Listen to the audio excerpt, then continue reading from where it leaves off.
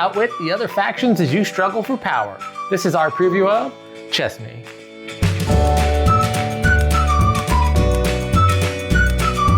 Chesney is a hand management deduction game with players trying to be the last ones in the conflict zone. And I really like the unique pieces. Also, the different factions kind of remind me of like my spirit animal.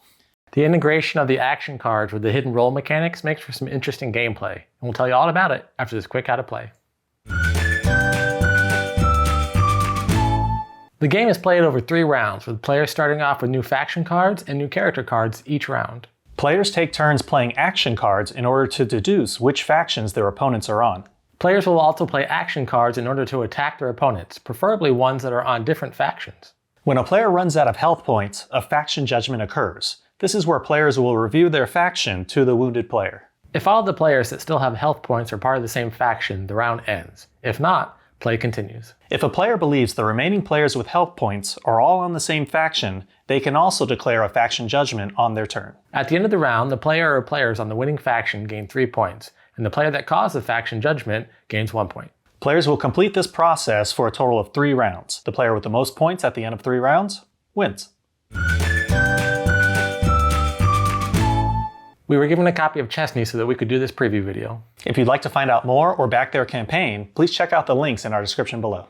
We're big fans of hidden identity type games on this channel. Hidden identity, hidden roles, deduction games, those types of games. And I think that this one does what I always look for with hidden identity games. It adds more mechanics to it. So it's not just here's your role in act or here's your role in lie to people kind of thing. It's you have a role plus you're doing other things. I really appreciate that. With the cards, you can take different actions on your turn. So you can swap factions with people, turn over your factions, change out your factions, turn over your roles, use your powers again, battle with people. There's a lot that you can do while still deducing who everyone is and what faction they're on to see if you can win the game or not. In a lot of hidden identity or deduction games, it's usually like free play, right? You get your role and then you just start talking and say whatever. This one, you start making moves, but at the very beginning, it probably, what you do is pretty benign. Like whether you attack, whether you look at someone's card, it's not that big of a deal. But when you get more and more into it, you're like, why are you looking at them so much? Or why are you attacking them so much? Because maybe you learned something later on that you're like, okay, but you learned it through moves and actions. You didn't learn it just because,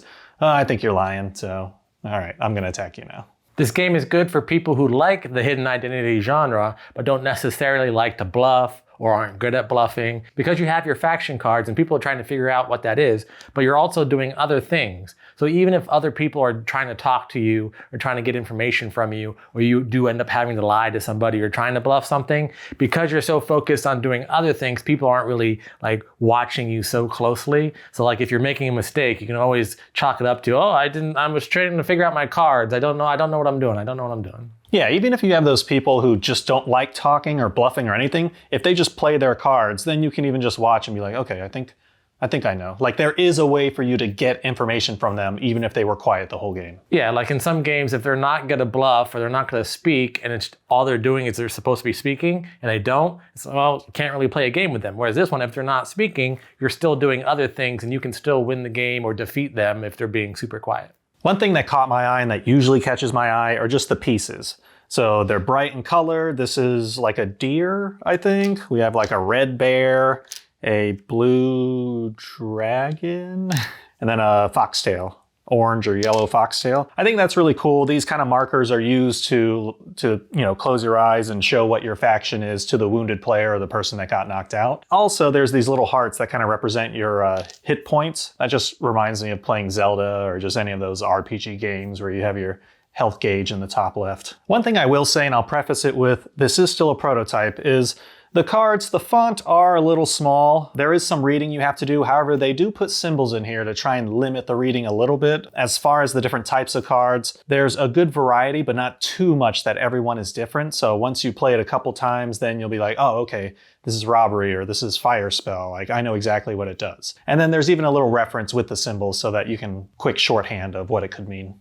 The artwork style and the theming of the game really does remind me of Zelda. That's a good thing to compare it to, especially with the fantasy elements of it. There's a whole backstory to it. The kingdom of Catrolia, everyone's trying to vie for power by being on the winning faction, that kind of thing. So I really do think Zelda is a good thing to compare it to in the video game world, where here you have the board game world. And it happens to be a hidden identity deduction game that also happens to have action cards that you can play. So there's a lot of mechanics, a lot of fun theming going on, a lot of interesting things with this game. Another component that I enjoyed is each round you're given a new character. So let's say in round 1, you had a character, that ability you didn't really like, and then you flipped it over, you're like, yeah, whatever, he does this or she does that, and fine. Next round, you can get another one that might be a little bit better, but I mean, it's luck of the draw anyways. However, having that randomness or just those abilities, like making your own moves or making whatever you do just a bit more unique, I always like that in games. When we first got this prototype delivered to us, I saw 70 to 110 minutes for a deduction game.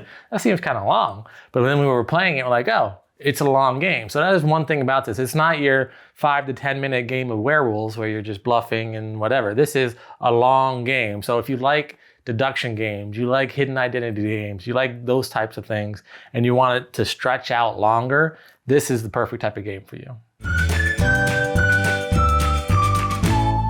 Overall, and as always, I really like different pieces. I like when it's something unique, it's a different shape, different color, like you use it differently than what you normally use it in the past. I'd probably say that's probably the biggest thing I like about this. You know, it's still in the theme of deduction games. I like fantasy games, so artwork and everything, I enjoyed this. So if you like those things too, check it out. Overall, I really like the different mechanics that they explored that could be integrated into a deduction game or a hidden identity game. I like the action cards, I like doing things while still trying to figure out who's on what team and who can win. If we're on the same team, we're on different teams, all that kind of stuff. If you're like us and you like hidden identity games and you like doing things other than just bluffing all the time, then this game, you should definitely check it out. And that was our preview of Chesney.